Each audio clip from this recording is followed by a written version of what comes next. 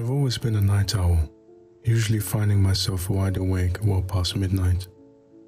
It's a habit I've carried since my college days, where late night study sessions were the norm, and it's never really left me.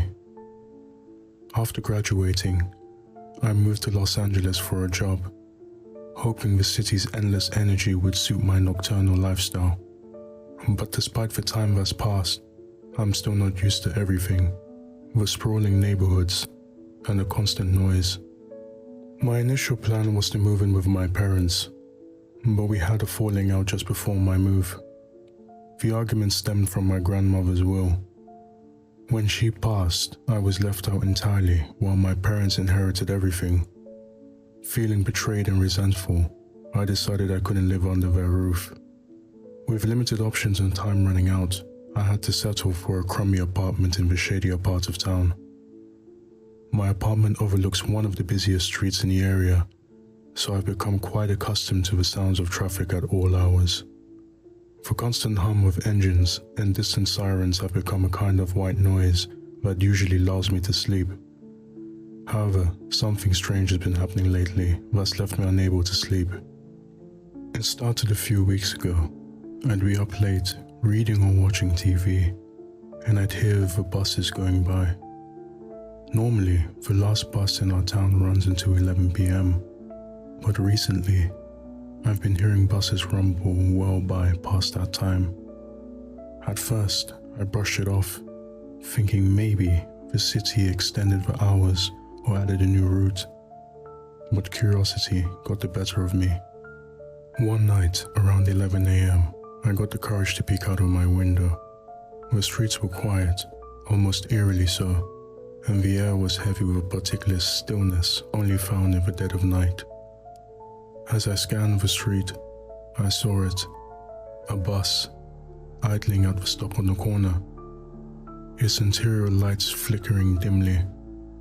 I watched for a few minutes, waiting to see if anyone would get on or off, but the bus just sat there. The sight left me unsettled, but I couldn't muster the nerve to go outside. Over the next few nights, the bus kept appearing at the same time, idling at the same spot. Each time, I would watch from my window, my curiosity and unease growing with every sighting. Finally, one night, I decided enough was enough. I threw on a jacket and headed downstairs. The streets were just as silent and still as before, amplifying the sense of dread that had been building inside of me. As I reached the corner of my block, I saw the bus again, its lights still flickering, and I knew I had to find out what was going on. Approaching the bus, I took a closer look. It looked like a standard city bus. Nothing about it screamed unusual or out of place. Its exterior was weathered, the paint chipped and peeling in spots, but otherwise it seemed like any other bus. My heart pounded as I hesitated, standing just outside the door. The door creaked open on rusty hinges, the sound piercing the stillness of night and sending a shiver down my spine. Without hesitation, I climbed aboard, dropping an old worn dollar bill into the box as I made my way to the back of the bus. The driver, a shadowy figure in a worn uniform, didn't speak or even look at me, just stared straight ahead as if I didn't exist. I settled into one of the seats near the rear, feeling a sense of unease creeping over me. The bus interior was dimly lit, with flickering lights casting eerie shadows on the worn, cracked seats. The air smelled faintly of mildew and old leather, mixing with the metallic scent of rust. Graffiti covered the walls and the back of the seats, some of it recent, some of it old and faded. I noticed a few seats with stuffing spilling out, torn from years of use and neglect. The windows were grimy, and cobwebs clung to the corners, swaying slightly with the motion of the bus. The floor was littered with old ticket stubs, wrappers, and other debris, adding to the sense of decay and abandonment.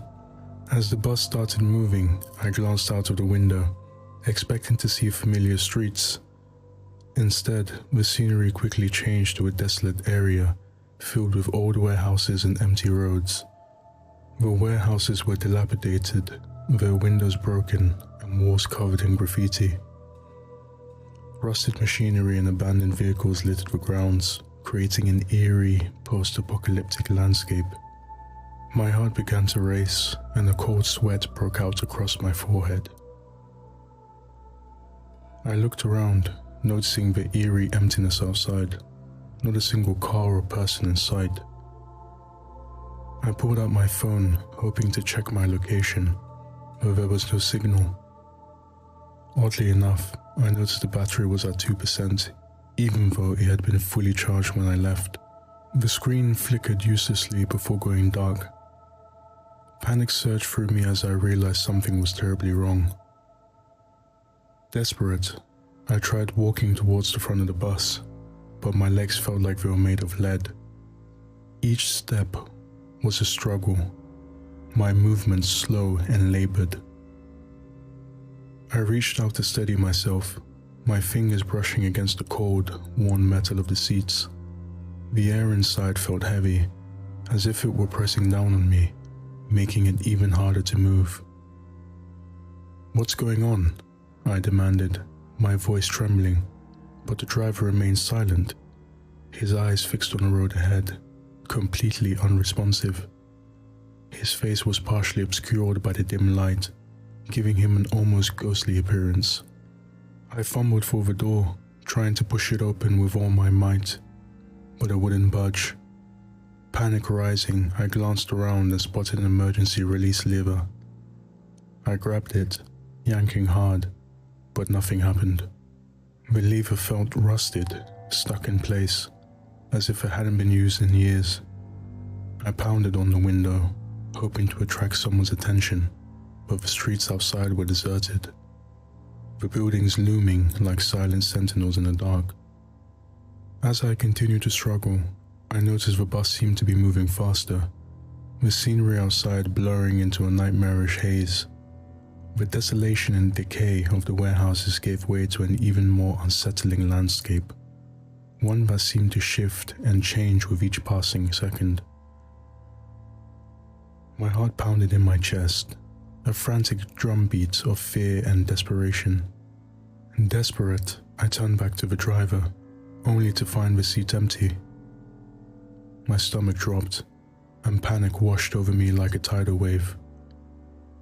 Sweat started to bead on my forehead as my breath came in shallow, rapid breaths. The reality of the situation hit me hard, and I felt a cold dread creeping up my spine. I looked around frantically, my eyes darting to the windows and the door, seeking any way out. The windows were clouded with grime, and the door remained stubbornly shut. I noticed the dashboard covered in strange, glowing symbols that I couldn't understand. The symbols pulsed with an unnatural light, casting eerie shadows on the cracked vinyl of the driver's seat. The sight of them made my skin crawl, a deep sense of unease settling in my gut. Desperation mounting, I pressed buttons and pulled levers, hoping to stop the bus or open the doors, but nothing worked. Each button I pressed gave a faint, unresponsive click, and the levers felt stiff and immovable under my trembling fingers. My heart pounded louder with each passing second, the fear gripping me tighter.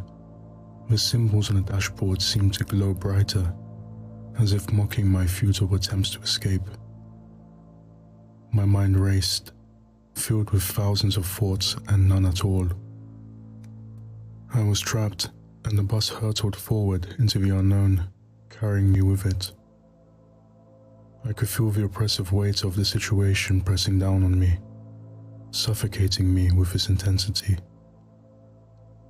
Every creak of the bus, every flicker of the lights, only served to heighten my terror. Suddenly, I felt a blunt force hit the back of my head. Pain exploded in my skull, and my vision blurred.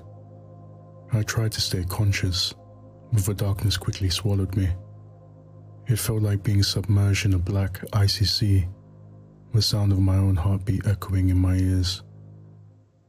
I woke up with a start, drenched in sweat, my heart pounding in my chest. For a moment, I couldn't move, the terror of the dream still gripping me. The memory of the bus and its ominous interior flashed through my mind, mixing with the lingering pain in my head. Slowly, I glanced around, disoriented, before realizing I was safe in my own bed. The familiar sight of my room provided some comfort, but the remnants of fear lingered like a haunting shadow. As I sat up, I felt something crumpled in my hand. Pulling it out, I found a dollar bill, the same one I had mechanically dropped into the fare box on the bus. Its edges were creased and the surface slightly worn, as if it had seen many hands before mine. But what froze my blood was a message scrawled across it in shaky handwriting. "Next time, you won't wake up." The words seemed to burn into the paper, each letter a twisted promise of something malevolent lurking just beyond my perception. Fear clenched on my heart as I stared at the words, the memory of the nightmare still fresh in my mind. Had it all been just a dream? I turned the dollar bill over my hands, the chilling message glaring up at me. A shiver ran through me. I had to know. Was there really something sinister at play? Or was my mind simply playing tricks on me? As the days passed, the memory of the nightmare lingered, haunting me like a shadow. I found myself avoiding the late-night streets, the once familiar sounds now tinged with an unsettling edge. The city's nocturnal symphony of distant sirens and the hum of traffic became a haunting backdrop to my paranoia. No matter how hard I tried to distract myself, the image of an empty bus and the chilling message on the dollar bill remained etched into my mind like a sinister graffiti. Then, one night, as I lay awake in bed, the silence was shattered by a distant rumble. The low growl of an engine, unmistakably the sound of a bus pulling up to the stop outside my window. My heart froze in my chest as I listened, the fear creeping back in like an unwelcome spectre.